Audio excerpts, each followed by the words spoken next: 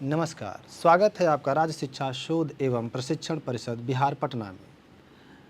बच्चों, हम लोग पिछली कक्षा में पाठ 3 भारत से हम क्या सीखे, जिसको मैक्स मुलर जी ने लिखा है, उसका अध्ययन कर रहे हैं।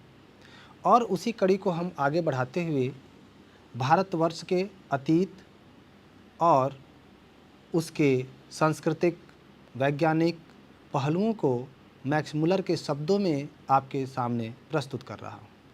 तो इसी कड़ी को आगे बढ़ाते हुए फिर हम लोग बात करेंगे कि आने वाले अन्य भागों में मैक्स मुलर ने किस प्रकार हमारे देश भारत के बारे में अपने आगंतुक अधिकारियों को समझाते हुए अपने भाषण में और क्या चीज़ें कही हैं। तो चलिए देखते हैं। मैक्स मुलर आगे कहते हैं कि मैं इसे ही वास्तविक अर्थों में इतिहास मानता हूँ, और यह एक ऐसा इतिहास है जो राज्यों के दुराचारों और अनेक जातियों की क्रूरताओं की अपेक्षा कहीं अधिक ज्ञातव्य और पठनीय है। एक भाषा बोलना एक माँ के दूध पीने से भी बढ़कर एकात्मकता का परिचायक है, और भारत की पुरातन भाषा संस्कृत सारभूत रूप से वही है। इसमें बच्चों ये कह रहे हैं कि जो भाषा है, जो संस्कृत है या किसी भी भाषा को अगर आप सीखते हैं या बोलते हैं तो वह माँ के दूध के बराबर उसको मानते हैं। यानी उसका महत्व इतना अधिक है कि माँ के दूध के बराबर उसको मैक्स मुलर समझ रहे हैं। और इसमें वो कह रहे हैं, जैसे दुराचार शब्द का प्रयोग किया उन्होंने। दुराचार का अर्थ होता है किसी पे जुल्म करना या किसी के साथ गलत होना। आप देख रहे हैं कि इसमें उन्होंने कहा है कि दुराचार और अनेक जातियों की क्रूरताओं की अपेक्षा कहीं अधिक ज्ञातव्य है। अर्थात हमारे देश पर कितने ही आक्रमण हुए, लेकिन हमारी जो प्राचीन भाषा है उसमें कहीं भी कोई बदलाव की संभावना नहीं दिखी। तो आगे देखते हैं कि और क्या बातें वो हमारे देश और संस्कृति के बारे में कहते हैं। अब यहाँ पर वह तुलना कर रहे हैं ग्रीक या लैटिन की बात कर रहे हैं। जैसे जो ग्रीक, लैटिन या एंग्लो सेक्सन भाषाएं हैं, यह एक ऐसा पाठ है जिसे हम भारतीय भाषा और साहित्य के अध्ययन के बिना कभी न पढ़ पाते, और भारत यदि हमें इस एक ही पाठ के सिवा और कुछ भी न पढ़ा पाता तो भी हम इससे ही इतना कुछ सीख जाते जितना दूसरी कोई भी भाषा कभी न सिखा पाती। बच्चों, मैंने पहले ही बताया था कि यह जो पाठ है, इसी समय एक और अंग्रेज अधिकारी थे, लॉर्ड मैकाले, जो यहाँ पर अंग्रेजी शिक्षा का परिचय करा रहे थे और वो भारतीयों को अंग्रेजी पढ़ाने की बात कर रहे थे। और उन्होंने कहा कि हमारा जो साहित्य है वो बेहतर है, जबकि यहाँ पे मैक्स मुलर ठीक उसके विपरीत कह रहे हैं कि अगर हम देखें तो भारतीय संस्कृति जो है, भारत का जो संस्कृत भाषा है, उसका अगर एक पार्ट भी हम अच्छे से अध्ययन कर लेते हैं तो वो उतना ज्ञान दे देता है जितना कि पूरे यूरोप का साहित्य उतना ज्ञान नहीं दे सकता। तो इस प्रकार आप देख रहे हैं कि जो संस्कृत है वो अग्रजा है अन्य सभी भाषाओं की, और होने के लिए उन्होंने उसका प्रमाण भी प्रस्तुत किया है। तो आगे देखते हैं कि और क्या प्रमाण दे रहे हैं जिससे भारत की संस्कृति और भाषा का इतना गौरवपूर्ण इतिहास रहा है। संस्कृत भाषा और उसका साहित्य, याद रहे कि यह साहित्य 3000 से भी अधिक लंबे काल तक फैला हुआ है, और यूनान व रोम के संपूर्ण साहित्य से भी कहीं अधिक विशेष है। मुझे उस दिन यह एक भी बात जो है याद है, जब अब इतनी गर्मी थी कि किसी काम में मन नहीं लग रहा था, तभी एक सांध्य कक्षा में हमारे एक मास्टर डॉक्टर क्ली ने बताया कि भारत में एक ऐसी भाषा बोली जाती थी जो ग्रीक और लैटिन के ही क्यों, जर्मन और रूसी के भी सर्वथा समान थी। यहाँ पर लेखक ये कहना चाह रहा है कि हमारी जो संस्कृत भाषा है उसकी जो अवधि है बच्चों ध्यान रखना 3000 वर्ष से भी पुरानी है। और आप इससे अंदाज़ा लगाइए कि अगर ये 3000 लंबा कार्यकाल इस भाषा का चला आ रहा है तो कितनी सारी रचनाएं, कितनी सारी श्रुतियाँ, कितने सारे उपनिषद, कितनी सारी कथाएं इस भाषा में रची गई हैं। और इस भाषा के कारण ही आज हमारा देश अग्रणी देशों में शिक्षा के आधार पे आपको दिखाई देता है। तो आगे देखते हैं कि और क्या बात मैक्स मुलर साहब कह रहे हैं, तो उसको समझने का प्रयास करते हैं। जब मिस्टर क्ले ने ये कहा कि भाई एक ऐसी भाषा भारत में है जो हमारे यहाँ की अन्य भाषाओं से समरूपता रखती है। अब यह सुनकर पहले तो हम लोगों ने सोचा कि मास्टर साहब शायद आज हल्के फुल्के मूड में हैं और कुछ मजाकिया बातें कर रहे हैं, किंतु मास्टर साहब ने तो तत्काल संस्कृत, ग्रीक और लैटिन के संख्यावाचक शब्द, सर्वनाम और समान धातु रूप श्यामपट्ट पर लिख दिखाए। अब तो हमारे सामने ऐसे तथ्य उपस्थित थे जिनके आगे नतमस्तक होना ही पड़ा।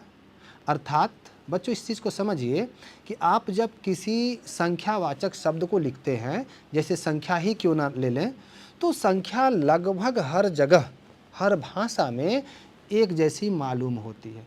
यहाँ तक कि संज्ञा और सर्वनाम जो आपके संस्कृत भाषा में है, अन्य जगह भी उसी तरह प्रतीत होती है।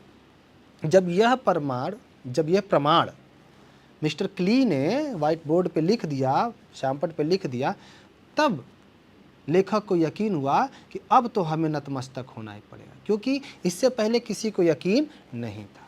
और आपको थोड़ा सा यहाँ पे इस चीज़ का स्मरण कराते चलूँ कि लॉर्ड मैकाले ने भारत के इतिहास को बहुत बोला था तो 1000 वर्ष पुराना, लेकिन यहाँ पर मिस्टर जो आपके लेखक हैं यहाँ पर ये क्या कह रहे हैं कि नहीं 3000 वर्ष पुराना है। तो आप समझ सकते हैं कि हमारी ज्ञान विज्ञान कितनी प्रगतिशील रही होगी। अब आप इसी तथ्य को थोड़ा आगे बढ़ाते हैं और देखते हैं कि और क्या बातें हो रही हैं। भारत के बारे में एक प्रकार के सुनिश्चित ज्ञान को मैं अपने व्यापक तथा इतिहास के ज्ञान के लिए आवश्यक मानता हूँ।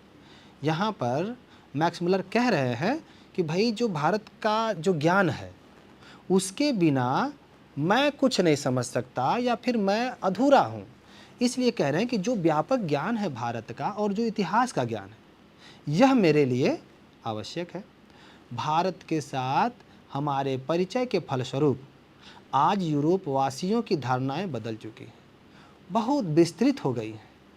अब हम यह जानने लगे हैं कि जैसा पहले समझा जाता था वास्तव में हम उससे कुछ भिन्न हैं।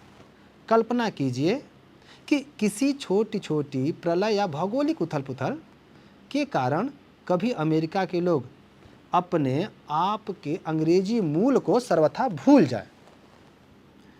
ये कह रहे हैं कि अगर अमेरिका है, बहुत बड़ा देश है बच्चों, और ये कह रहे हैं कि वहाँ पे मान लेते हैं भूकंप आ गया, सुनामी आ गया, चाहे जिस किसी भी कारण से अगर वहाँ के लोग अपनी अंग्रेज़ी सभ्यता से अलग हो गए, और जब अलग हो जाएंगे तो हजारों वर्ष बीतने के बाद की क्या स्थिति होगी वह आपको आगे मैक्स मुलर खुद बता रहे हैं।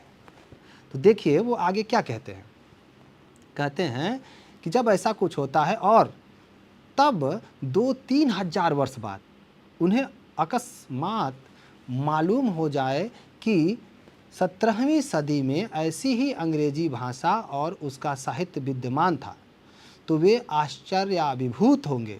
आश्चर्याभिभूत का मतलब होता है बच्चों आश्चर्य से पूरी तरह से चकित हो जाएंगे। और संस्कृत की खोज से हमारे लिए आज ठीक वैसी ही स्थिति उत्पन्न हो गई है। इसके कारण हमारी ऐतिहासिक चेतना में एक नया अध्याय जुड़ गया है और हमारे भूले बिसरे बचपन की मधुर स्मृतियाँ फिर से साकार हो उठी हैं। तो यहाँ पर लेखक संस्कृत को प्राप्त करने के बाद अपने आप को गौरवान्वित महसूस कर रहा है, उसके ज्ञान से अपने आप के भंडार को भर रहा है, उसके तेज से लेखक का भी व्यक्तित्व तेजमान हो रहा है और वह जो ही संस्कृत के बारे में बात कर रहा है तो वो अपने बचपन की स्मृतियों में चला जा रहा है। और आप तो जानते हैं कि बचपन की जो यादें होती हैं बहुत प्यारी होती हैं, बहुत ही संवेदनशील होती हैं, ताकि हम उन्हें सोच करके बहुत ही आनंदित होते हैं। तो ठीक वही हाल यहाँ पे लेखक का हो रहा है। जब यह बचपन में संस्कृत सीखा करता था, 18 साल की उम्र में कहें, तो की याद इसको आ जाती है। तो आगे देखते हैं कि फिर वो याद आती है तो वो किस तरीके से अपने भाव को व्यक्त करते हैं। संस्कृत तथा दूसरी आर्य भाषाओं के अध्ययन ने हमारे लिए बस इतना ही किया हो सो बात भी नहीं है। बच्चों, ये कहना चाह रहे हैं कि अगर आप सोचे कि नहीं, किसी एक पहलू या किसी एक क्षेत्र में ही संस्कृत और दूसरी आर्य भाषाओं ने हमारे लिए किया है, तो ये गलत है। अर्थात ये करें कि सर्वांगीण तौर पे सार्वभौमिक भाषा है। इससे मानव जाति के बारे में हमारे विचार व्यापक और उदार ही नहीं बने हैं, तथा लाखों करोड़ों अजनबियों तथा बर्बर समझे जाने वाले लोगों को भी अपने ही परिवार के सदस्य की भांति गले लगाना नहीं सीखे हैं, अपितु अर्थात आप समझिए बच्चों कि ये ऐसी भाषा रही है जिसमें मानवता को बढ़ावा मिला है, सज्जनता वाले विचार को बढ़ावा मिला है, साथ ही साथ हमने पूरे विश्व को अपना परिवार माना है। और आप तो वसुधैव कुटुंबकम नाम की शब्दावली को जानते होंगे। अब देखिए, अपितु इसमें मानव जाति के संपूर्ण इतिहास को एक वास्तविक रूप में प्रकट कर दिखाया जो पहले नहीं हो पाया था। तो यहाँ पर जब ये बात कर रहे हैं कि हम उदार ही नहीं हुए, हम अपने जितने भी अजनबी है, जो बर्बर समझे माने लोग थे, उनको भी अपने परिवार का सदस्य मानते हैं। तो आप समझ सकते हैं कि यह भाषा कितने अच्छे तरीके से मानवता का विकास कर रही है, संस्कृति का विकास कर रही है, सभ्यता का विकास कर रही है, और साथ ही साथ पूरे विश्व को एक परिवार के तौर पे बांधी हुई है। आगे देखते हैं बच्चों, और इस वैश्विक, या ये कह सकते हैं कि वैश्विक परिवेश में यही एक भाषा है जो पूरे विश्व की बात करती है, सबके कल्याण की बात करती है, और साथ ही साथ वसुधैव कुटुंबकम की बात करती है। चलिए आगे बढ़ते हैं बच्चों। यहाँ पर लेखक बात करते हैं भाषा विज्ञान। भाषा विज्ञान के द्वारा हमने अब तक जो निष्कर्ष निकाले हैं वे संस्कृत की सहायता के बिना कदापि नहीं प्राप्त किए जा सकते थे।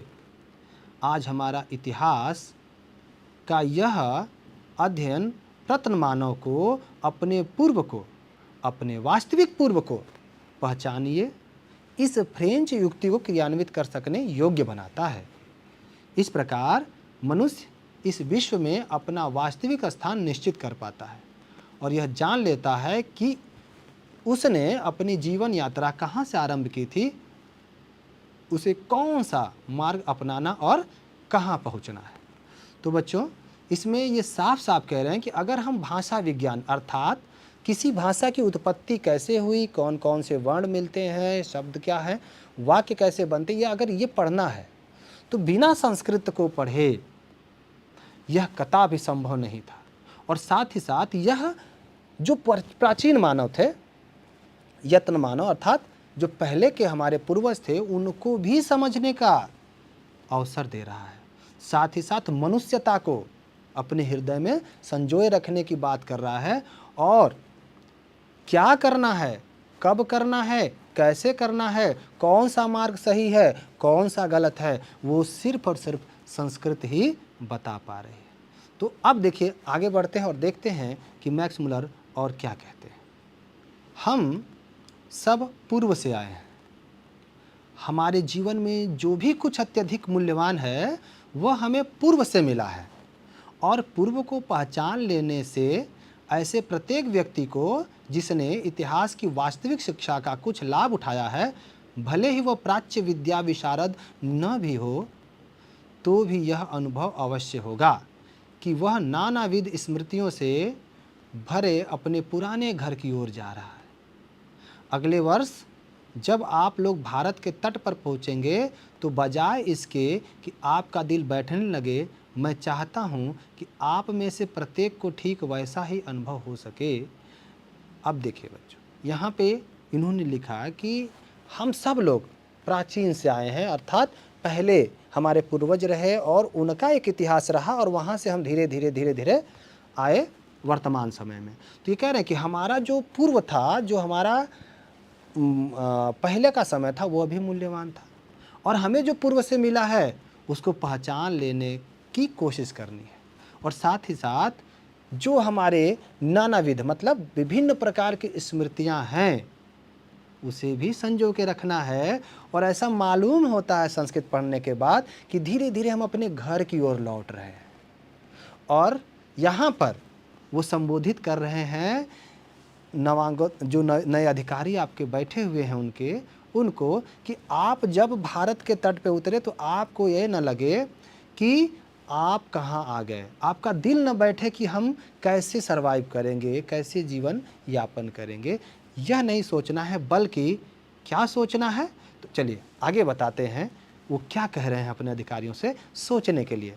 बच्चों, यह बात आपको समझ में आ रही होगी आसानी से। जैसा कि आज से 100 वर्ष पहले सर विलियम जोन्स को उस समय हुआ था जब उन्होंने इंग्लैंड से आरंभ की हुई अपनी लंबी समुद्र यात्रा की समाप्ति पर क्षितिज में प्रकट होते हुए भारत के तट का दर्शन किया था। अब समझना बच्चों कि आप किसी चीज़ को ठान लो कि मुझे करना है और उसमें काफ़ी जो है रिस्क है और उसमें काफ़ी कठिनाई है और अचानक वह चीज़ प्राप्त होती है तो खुशी का ठिकाना नहीं रहता। ठीक वैसा ही आज से 100 साल पहले विलियम जोन्स के साथ हुआ था। वह आरंभ किए थे यात्रा भारत के लिए और काफ़ी लंबा समुद्र यात्रा था। और वो जब भारत की तट पे पहुंचते हैं और भारत भूमि का दर्शन करते हैं, यूँ कहें कि हमारे पवित्र भारत भूमि का दर्शन करते हैं, तब उनके लिए कैसा महसूस होता है उनको, वह उनके शब्दों में एक बार जानने का हम लोग प्रयास करते हैं। तो सुनिए उन्हीं के शब्दों में कि जिस भारत यात्रा की ललक मेरे मन में उठ रही थी पिछले 1783 के अगस्त में, उस देश के लिए मैं यात्रा कर रहा था। यहाँ पर 1783 डेट याद रखिएगा बच्चों, ये सन, क्योंकि ये पूछता है कि उन्होंने यात्रा कब आरंभ की। कर रहा था कि एक दिन संध्या के समय दिन भर में देखे गए दृश्यों की जांच पड़ताल करते हुए मैंने पाया कि भारत अब ठीक हमारे सामने था। आप समझिए इस बात को कि जिस चीज़ का उन्हें बेसब्री से इंतजार था वह अब उनके सामने आ गया था। तो आप समझ सकते हैं कि उनकी खुशी का ठिकाना क्या रहा होगा।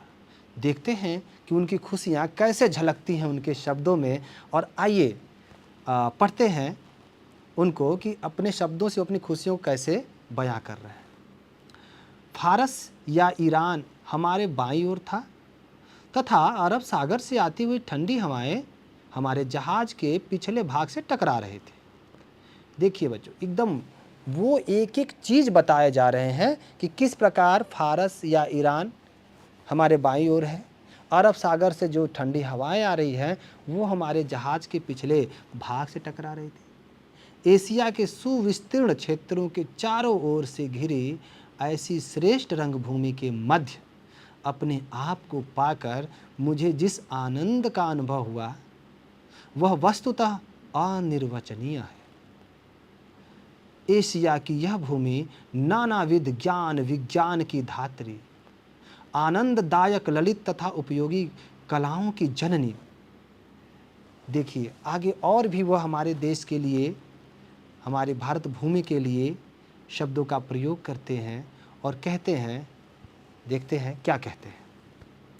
कहते हैं कि एक से बढ़कर एक शानदार कार्यकलापों की दृश्य भूमि, मानव प्रतिभा के उत्पादन के लिए अत्यंत उर्वर क्षेत्र तथा धर्म, राज्य सरकारों, कानून या विधि संहिता, रीति रिवाज, परंपराओं, भाषा, लोगों के रंग रूप और आकार प्रकार आदि के दृष्टि से अपनी अत्यधिक विविधता के कारण सदा से सर्वत्र सम्मान की दृष्टि से देखी जाती रही है। बच्चों, इसको इससे समझिए कि इन्होंने वहाँ के एक एक चीज़ का गहनता से वर्णन किया। और जब ये पहुँचे वहाँ पे तो देखिए उन्होंने क्या कहा कि भाई यहाँ के शानदार क्रियाकलापों, यहीं पर आप समझिए कि मिट्टी के घड़े बनते थे, लोहे से बनी चीज़ें, तांबे से बनी चीज़ें इनको दिखाई देती हैं। और तो और कपड़ा उद्योग के लिए भारत सर्व अग्रणीय देशों में रहा है। तो ये सारी बातें देख के साथ ही साथ उत्तर की तरफ से लेके दक्षिण की तरफ तक विभिन्न रंग रूप, विभिन्न जाति के लोगों को ये देखते हैं। साथ ही साथ रीति रिवाज, समय समय जगह जगह पे रीति रिवाज अलग अलग थे, परंपराएं अलग अलग थी, भाषा भी अलग अलग थी। और इन सारी विभिन्नताओं के बाद भी एक एकता का मिसाल हमारा देश अडिग खड़ा था। लाख आक्रांताएं आए लेकिन भारत का कुछ बिगाड़ नहीं पाए, बल्कि वह भी भारतमय हो गए।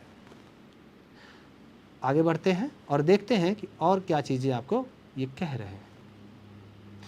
मैं यह कहे बिना नहीं रह सका कि कितना अधिक विशाल और महत्वपूर्ण क्षेत्र अभी तक अनदेखा ही रह गया है और कितने बड़े व ठोस लाभ अभी तक प्राप्त नहीं किए जा सके हैं।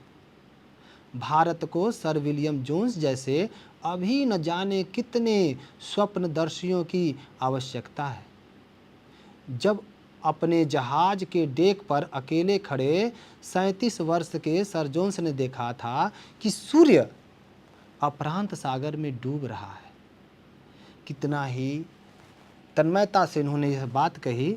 और आगे देखिए ये क्या कह रहे हैं, इसको समझने का प्रयास करते हैं बच्चों, और फिर इससे संबंधित जितनी भी कठिन शब्दावलियां हैं उसको भी हम लोग समझने का प्रयास करेंगे।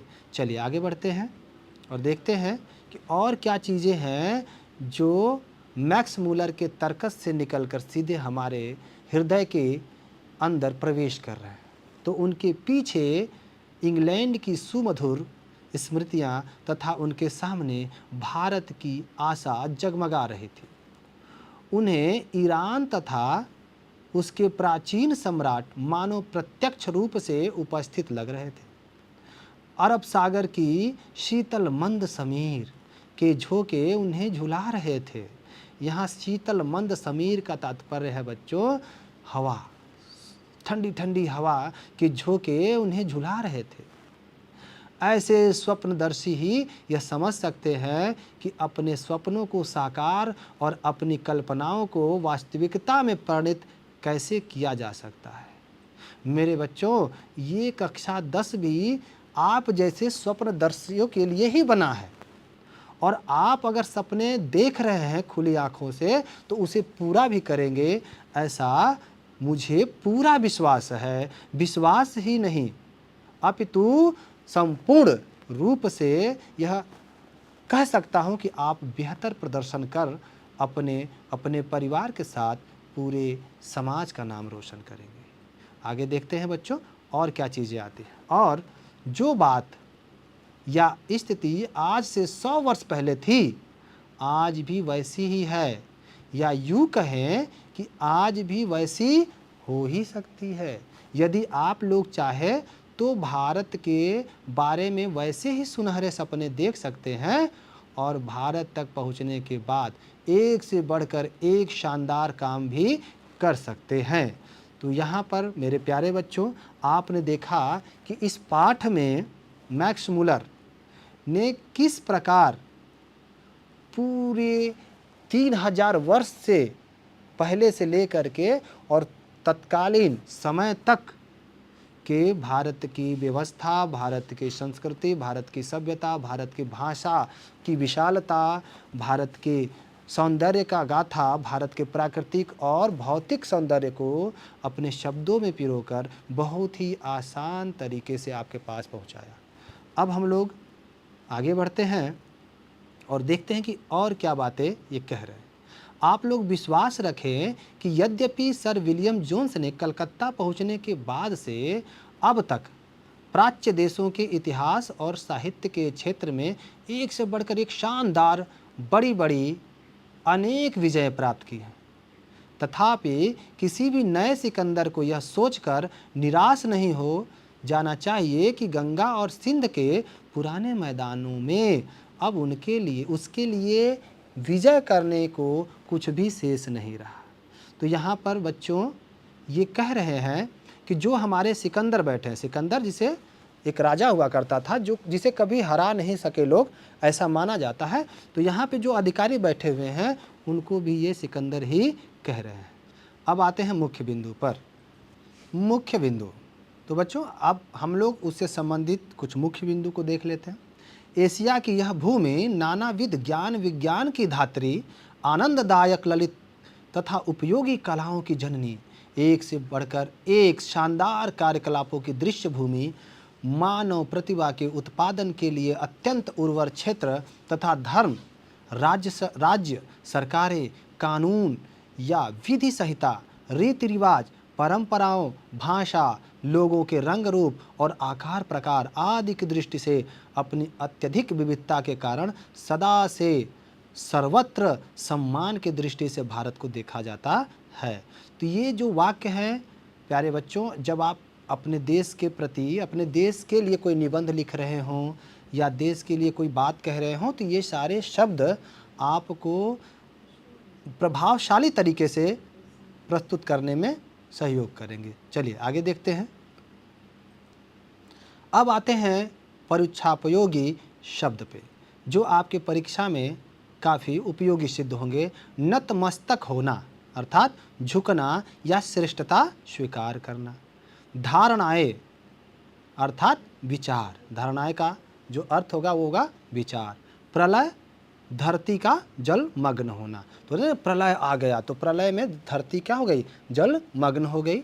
चलिए आगे देखते हैं बच्चों। आश्चर्य विभूत, आश्चर्य में डूबना। संस्कृत में इतनी विशेषताएं थी कि वहाँ के लोग सुनकर आश्चर्य में डूब गए थे। बर्बर, बर्बर का तात्पर्य होता है जंगली। गले लगाना अर्थात अपनाना, स्वीकार करना। चलिए देखते हैं आगे की तरफ।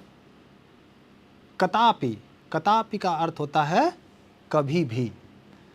क्षितिज, आकाश एवं धरती का मिलन बिंदु। बच्चों जब आप दूर देखते हो तो लगता है कि धरती और आकाश आपस में मिल रहे हैं, तो वो जो मिलने का जो बिंदु दिखता है आपको, उसी को हम क्षितिज बोलते हैं। ललक, ललक का अर्थ होता है जिज्ञासा, जानने की ललक, तो उसे हम जिज्ञासा कहते हैं।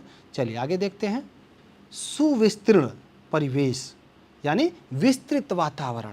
तो आप समझ सकते हैं कि श्रीनगर से लेकर के, कश्मीर से लेकर कन्याकुमारी तक, इधर गुजरात से लेकर के आप अरुणाचल प्रदेश तक चले जाइए, इतने बड़े देश की बात मैक्स मुलर कह रहे थे। अभ्यस्त मतलब आदि, अभ्यस्त का तात्पर्य होता है आदि। अनिर्वचनीय अर्थात अपरिवर्तनशील, अपरिवर्तनशील। आगे बढ़ते हैं। स्वप्नदर्शी, कल्पनाशील। अपरांत, अरब सागर। समीर, हवा। और आप जानते हैं कि ठंडी ठंडी हवा की बात आपके भाषण में कही गई थी, तो समीर का तात्पर्य होगा हवा। चलिए आगे देखते हैं बच्चों। परिणत अर्थात परिवर्तन। प्राच्य, पूर्वी देश या एशिया के हिसाब से देखा जाए तो हमारे यहाँ एक होता है प्राच्य, जिसमें हम बात करते हैं कि एशिया के अन्य देशों की। तो इस प्रकार पूरा पाठ समाप्त होता है और मैं उम्मीद करता हूँ कि आप सभी ने बेहतरीन तरीके से इसको सीखा होगा और इसमें वर्णित जितने भी शब्दावलियाँ हमने बताई हैं उसको कंठस्थ कर आप अपने परीक्षा में झंडे बुलंद कर सकते हैं। इसी के साथ नमस्कार।